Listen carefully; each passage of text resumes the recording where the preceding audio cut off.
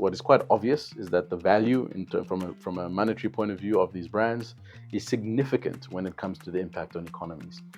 What we are failing to do is to use that impact to be able to invest that money into the next era of number one brands and the next era of the stories that brands need to tell. My view is that those brands that have been able to list as the top 10, top 5 impactful brands should be far more active in reinvesting the market capitalization muscle into the development efforts of what the next wave or the next horizon of great brands is. Knowledge transfer for me is not only based on experience, it's also based on what we're trying to do in replicating the understanding of new technologies in a scalable way. So, if I consider just being able to take the journey we've been on in the last couple of weeks, taking young people who are native to technology, native to digital, and taking a slither of the world, which is marketing, and taking very specific tools which are in the AI space and saying, how do we use that to give you bottom-up skills? And how do we make sure those bottom-up skills can solve a top-down problem for a CMO? Hi there, welcome to the CMO Corner. My name is Tawani Kumalo and I'm your host. For the month of June, we're doing something special. We've seen the challenges that marketing is facing. We know the high unemployment rate for the youth, and we're doing something special. And I want to introduce to you the Brave Future CMO Code. I'm going to be joined by Mr. Musa Kalenga, who is the Group Chief Executive Officer for Brave Group and the founder of Forge. And we're going to be talking about what the future of marketing looks like, how we lead that and not only adapt, and how we make sure that we empower the current youth and the future CMOs. So join us over the next 4 weeks as we give you breathtaking content that will challenge marketing today.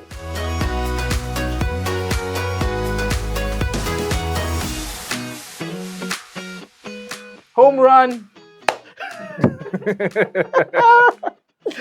Welcome back to my podcast. I'm gonna take over. You don't take over, spirits. Musa, what's up, man? This has been a phenomenal journey that you and I have taken in the month of June.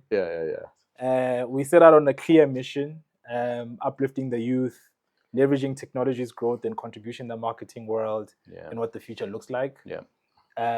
We've taken a clear stance on lifting up people and educating them. Leveraging Forge, leveraging other AI platforms, which is critical. And unfortunately, every good thing comes to an end. My man. Every good thing comes to an end. Indeed. I think I'm one of the few people that enjoy your humor, and I always worry about your humor sometimes. But anyway, now as we close off and wrap up, there's a document and a policy that was released. I believe it's the South African National AI Policy Framework. It was released in 2024. Can you just share some light on what are some of the high notes that you picked up from it? Your personal thoughts, and you can be candid and voice out your thoughts. And I want to see where we are, just taking into consideration what was released in 2024, where we are now, and what it means basically for us as marketers, for us as South Africans, for the economy, in the space of AI and marketing. The document itself was an attempt at creating a policy in which we can stimulate the adoption of AI. That was the attempt, but my view is that it fell quite short from a rigor and a clarity point of view. What that means is that it does speak a lot about the socioeconomic challenges and benefits of AI. It speaks a lot about what is required from an infrastructure investment point of view. But it speaks about all of those things in quite an academic way. And so the picture that is painted is obviously giving a clear sense of what the need is and what the upside is of solving those problems. What is lacking is a clear roadmap on how, right? What is lacking is how do we actually identify, as an example, the role players that we are able to drive the kind of ambitions that are stipulated in the policy. I think one of the goals is to have 5,000 AI experts, trained and skilled by the year 2030. Looking at that now. I think that is an interesting goal, given that we are struggling to train other very basic professions at far less volumes than 5,000 per year. So I think in some ways it's not a well-considered document, which makes me a bit worried. Now it's always good to have a first version that helps people to understand that there's a goal, But I think the engagement that should have happened with people that are trying to develop solutions within the AI space was missing. Yeah. I think they asked for feedback after the fact, so the horse kind of bolted. Mm-hmm. And so for me, it makes it very difficult to have faith in the fact that the next time we are reporting back from a monitoring perspective, that would have made much progress, unfortunately. More importantly, it doesn't necessarily call out specific industries.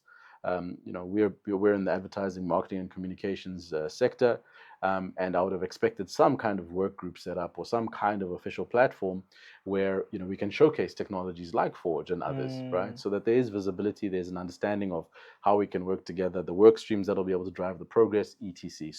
So the kind of the pull down into what becomes practical reality, I think is quite thin in the document.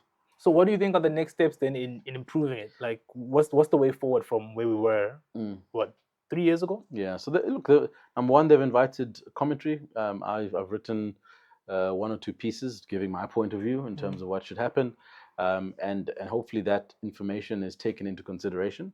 I haven't heard back yet, so we haven't heard back in a year, basically. Yeah, I said 3 years, actually a year. Yeah, we shall see. But certainly the government process is what it is. They call for feedback, we give feedback. Should they use that feedback to adjust the policy? I'm hoping there's some level of engagement at that stage. But I think that doesn't deter us from the mission. The mission is to continue to try and create a technology within our sector that can help achieve some of the things that they set out to achieve.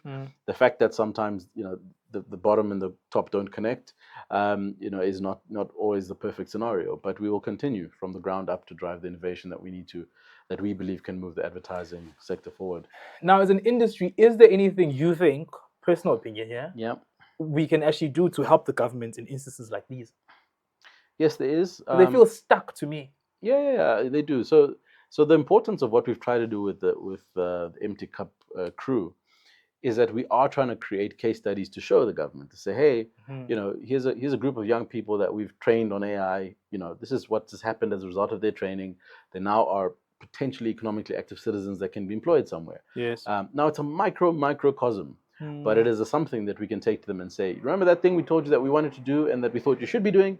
Well, here's how it's going to work. You're going to come on board. So for me, it feels like a show and tell. I don't think it's one of those things you can just wait until there's a perfect AI policy in place. And so our goal is, as a next step, is put this and package this in such a way that we can say, look at what we've achieved, as small as it may be, get behind it so we can make it much bigger. So so function follows form. So we've believed and we've vested ourselves in being able to be the shared value agency. And so at that core means that how do we share the value we've created in our understanding of AI to develop young people, right? So we have to stay true to that. And hopefully they see that and they're inspired by it, or they feel like there's a way we can work better together. Okay. So now moving forward, the reality is AI has impacted marketing. Yes. And it's going to impact it even further. Correct.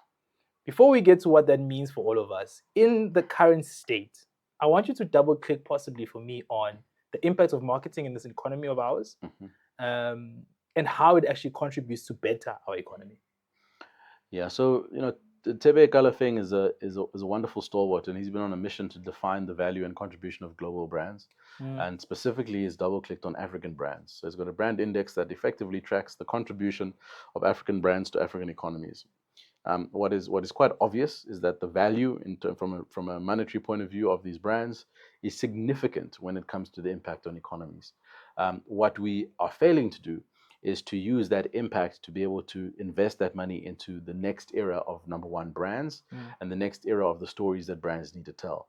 So you've got these massive voluminous brands that are attached to big, high market cap organizations, and they just seem to be huge and not moving.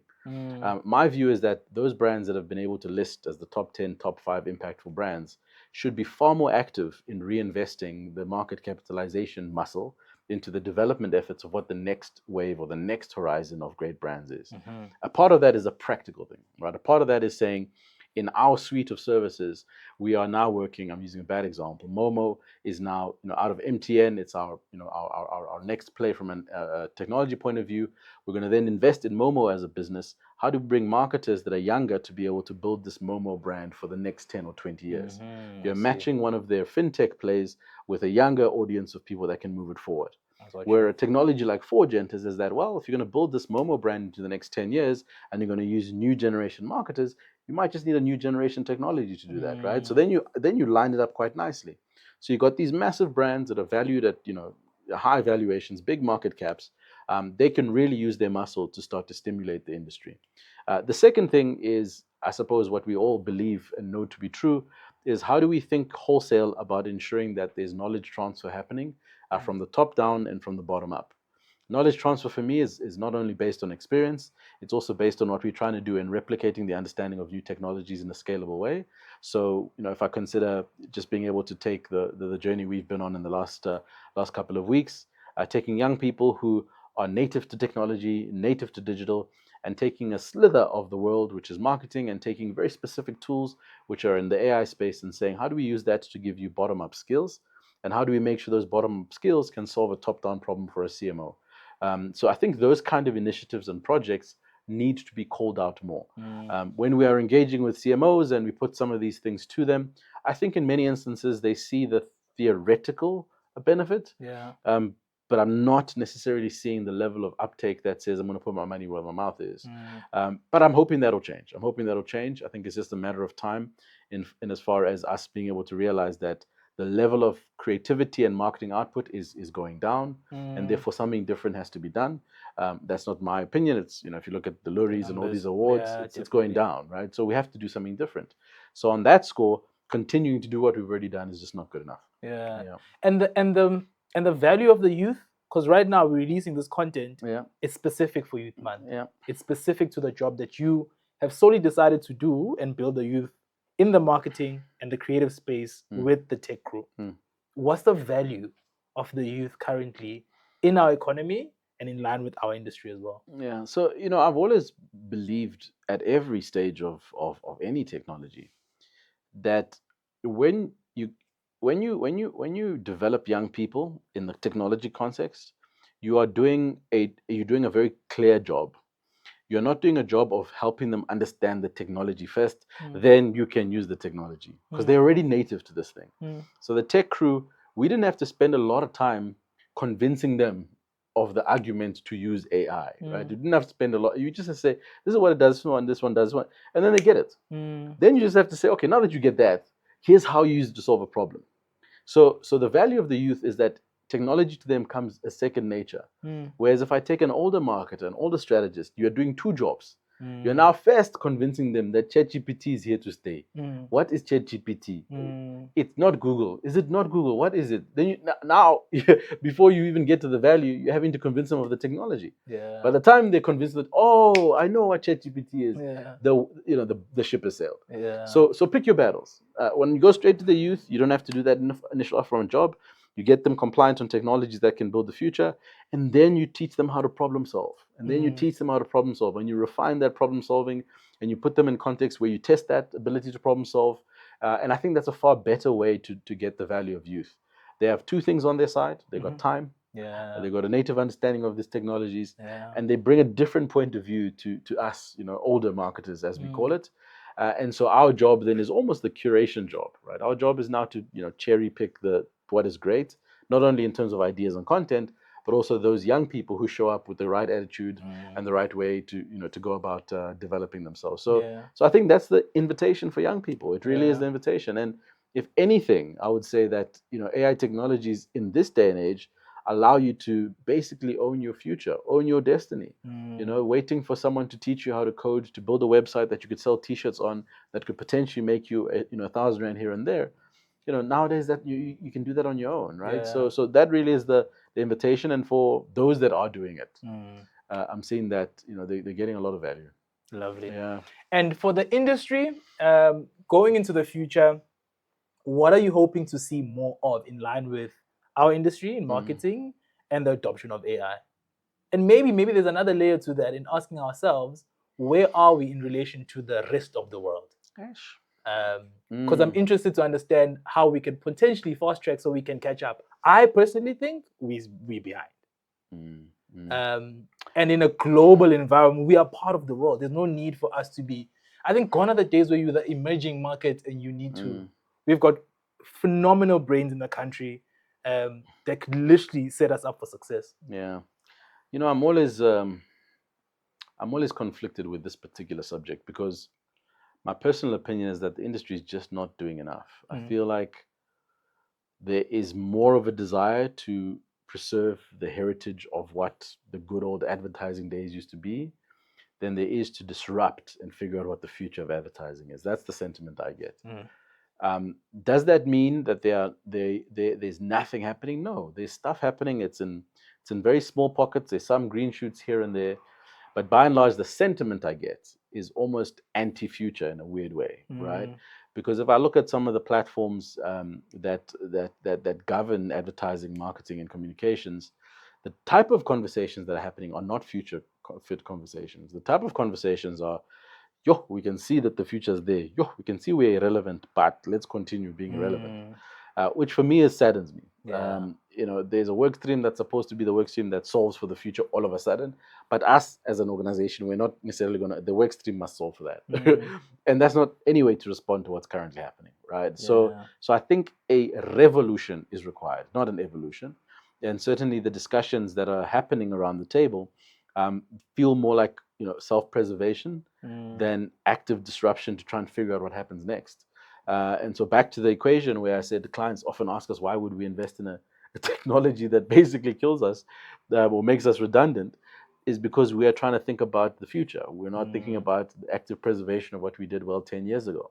So as a whole, that's one of the things that does bother me about the conversation and the rhetoric within our agency ecosystem. Do I see us being very far behind the rest of the world? I'd be lying if I'd say I'd have a definitive point of view, but I don't think we are ahead. I don't think we're ahead. I don't get the warm and fuzzy feeling that, if I compare what we're doing to other parts of the world, we are light years ahead, which I think is an indictment. I think it's a big indictment because we know that the African context gave birth to the first continent where the majority of people on mobile devices experienced them for the first time, experienced the internet first on a mobile phone, right? I think that's the major indictment. It means that we should have been far more ahead than we are. Now, in certain sectors like fintech, I see, especially because of the telcos, I would say that they're probably light years ahead of our competitors. But in marketing, advertising, and comms, I think we're quite far behind. Interesting view, but I don't want to end this podcast on a somber view.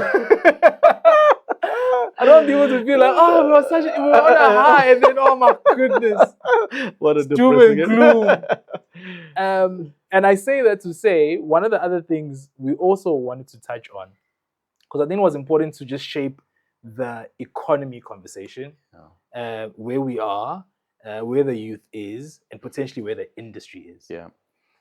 One of the things we mentioned as we were recording all of our episodes was the importance of making sure that we curate now a brave strategy. What do you think makes, one, a winning strategy, and two, potentially that winning strategy will be a brave strategy?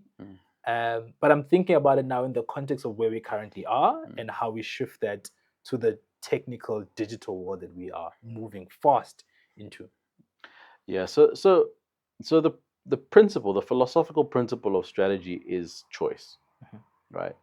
The strategy by design is about the choices you make and the choices you don't make. And inaction is also a choice. Yes. And I think what we've tried to do philosophically with building out a brave strategy and translating that into a product is being able to give people an array of choices. When you consider that part of the initial phase of creating great strategy is exploration, it can get quite overwhelming to try and bring it all back to make sense of it.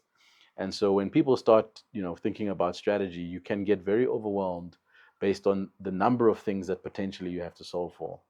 And so what the technology then allows us to do is how do we short circuit that process to be able to start pointing you in the correct direction without necessarily hamstringing your ability to make specific choices.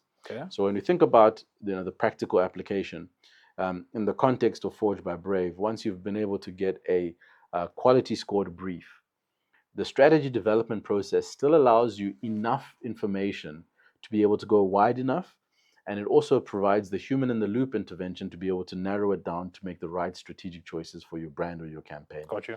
And so that narrowing down from an intelligence point of view is where the human being plays an important role. And so the technology gives you a first prompt. Now, it is still very possible that in being given fewer choices, you still make the wrong choice. But choice is still, as a definition of owning your destiny, something that we want to make sure the human has. Yeah. We haven't built an AI technology that makes decisions on your behalf. Yeah. We have decided that we're going to use an AI that allows the human to still be the custodian of the choices that we make. So that's how we translate the philosophy around what great strategy is into the product. How that works from a business point of view is we translate the opportunities that we have as an independent agency and the choices we could potentially make as an independent agency has been focused on this idea around shared value. The choice to be able to find young people and put them through this process was one that we made deliberately. Do we have better things to do with our lives? Absolutely. Sure you do. Do we have pitches to attend to? Absolutely. But the choice was strategically, this helps us to demonstrate the shared value principle. It also helps us to reinforce what we believe to be true about the technology we're building. So those are the choices for us that reinforce the brave strategy. And then lastly, we always have this term, we call it the next brave action, right? So the principle of your choices is augmenting the fact that you've got a point of view on what your next brave action should be. And so from a group business point of view, our next brave action is a new chapter around the investment we're making in creativity and technology. Yeah. The next brave action for us is seeing what unlocks as a result of respecting both those things. In the past, there's always been a shyness towards technology, but we're going, what happens if those two things are kind of working in tandem? Yeah. And so we're really excited about that. And that, from a strategic point of view, informs our business strategy as well. It would be wrong of me to end this last episode without talking about the latest deal that you did. Yeah, I'm sure you're like, no, we're not going to talk about that. I think we should take an opportunity to talk about it because I think what it does is, one, again, shared value. It's a brave strategy. It highlights the role that you are taking in transforming the industry. Yeah. But I want to give you the moment to talk about what it was. I don't want to speak on your behalf. What it means for one, you as a group, and the industry at large. Thank you for that, brother. I think so we acquired 100% of the group. I think is the deal you're referring to, for those that don't know. And we've been on a journey, right? We started a number of years ago acquiring 25%, and we've been steadily on a journey to get to this point. So acquiring 100% of the group is a significant milestone. The other day, I posted something on LinkedIn, and it basically was capturing the spirit of what we are trying to achieve. And I think I said something along the lines of build the things you wish existed with people you like that'll make you proud of yourself one day, right? And that's exactly what we're trying to do. There's been a huge call for transformation in advertising, marketing, and communications. There's been some big, visible, and public hit and misses. They are always detractors that are looking for us to fail. And so for us to back ourselves or the clients that we do have and the work that we've done is really important. And secondly, to stick to the plan, right? A lot of the challenge sometimes is when things are going wrong, or there's a little bit of a hurdle here and there. There's a temptation to try and change everything. Yes. And so I'm very grateful that with my partner and chairman, Mr. Khumalo, we've stuck to the plan. Yeah. And it gives us a really cool new chapter. It really gives us an opportunity now, to flex, so to speak. It gives us the ability to rewrite the story. And we are really just hoping that as part of that, we can inspire the next generation. So when we see, or when you see all these activities, it doesn't kind of sit in a vacuum. It's all in the same spirit of building something you wish existed with people you like that you'll be proud of one day. So yeah. And why do you think the transformation is important? What's the other option, right? Is the question, right? We know the state of affairs in advertising, marketing, and communications. For the longest time, number one, there was a huge dominance from global groups, which I don't know will mention. The strategy for global groups is to come in and acquire local agencies that seem to have contracts with blue chip clients, and for me, respectfully so, it feels like a form of slavery and plundering. Yeah. So we have to change that narrative. So why is transformation important? Is that those brands that can make choices to be serviced by local agencies that are building local capacity and investing in South Africa and Africa should become attractive propositions to the big blue chip companies. We need more options that are reinvesting back in the country and the continent that allow us to be able to own that destiny. And so transformation for me is not even an option. I think the narrative around Black economic empowerment in South Africa for the longest time was kind of just something people threw around.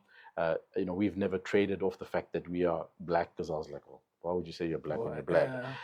We've always traded off excellence and pushing the boundaries. And so why we're adopting AI and why we're adopting this thinking is because we believe that still represents excellence and pushing the boundaries.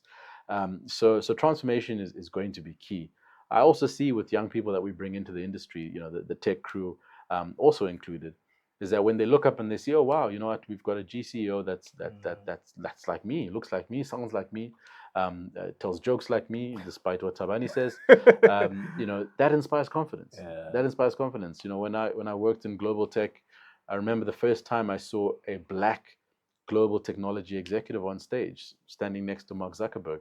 And I remember that moment. I was like, wow, that guy looks like me. He's from my continent. He was a Nigerian guy. He's from my continent. Already that created a proximity around, this thing is possible.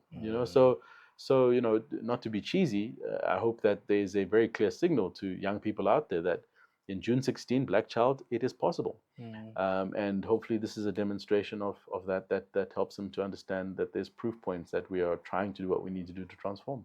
Lovely. Last question. If you had a message right now, which I'm expecting you do have, for young people around the space of our industry in marketing, what would that message be, or key takeout you hope they gain from the group, the experience, Forge, introduction of Forge in totality? Think about that. And the other side to the question as well is for CMOs. What are you hoping possibly their shift is from a mentality perspective around the space of marketing with the introduction of AI and what that could mean for them and how they possibly need to start thinking? Right. So watching these young people over the last couple of weeks has actually re-inspired me. Right. I watch how nervous they got when they had to present. Yeah. I watch the things that now we take for complete granted about, the thick skin we've grown to people saying our ideas suck. Right. And as I watched that, at some points I got a little bit emotional because the message to young people is do it and do it afraid. Right. There's no other way to land what your mandate should be. Do it and do it afraid. Unfortunately, when you're young, you don't have it all figured out. Unfortunately, when you're young, there are more questions than answers, unfortunately. But that should not deter you from doing it and from doing it afraid, right? So whatever it is that you're thinking, whatever ideas that you have, do them and do them afraid. That's my message for young people. For CMOs, I think it's important that all of them commit to leaving it better than they found it. With the mantle of responsibility comes a lot of pressures. With the mantle of being, a senior marketing executive comes a lot of dynamics. But my urge and my cry is leave it better than you found it. What that means is that you have to be conscious of the environment you're creating long after you're gone. Don't preserve things that don't serve the future. Don't preserve things that don't serve the transformation narrative. Don't be that guy. So leave it better than you found it. And hopefully when a young person comes there and is trying to do it and do it afraid, you've kind of, you've laid the ground and there'll be fertile soil for them to land. Nah, super. Love that. On that note, brother, we're done. We are done. Hey, it's been a month of weekends and everything. But it's so fruitful to get to this point, record our episodes, have the tech crew put together their pitches, their briefs using AI, in seeing how far we are and what we need to do in order to bridge the gap. Yeah. Our industry, at least after our partnership, I think is in good hands. I hope so, man. And I hope we can continue doing things like these and partnerships like these that move not only ourselves forward, selfish reasons, but the industry forward and the people that we like and we like doing things with. Absolutely. Basically. So thank you. Thank you. Thank you, brother. Thank you. Thank you. You've created a great platform. Yeah. And may the message go far and wide, and may the efforts of your hands yield blessings for you, bro. Thank you, man. Where's that thing, guys? Cox.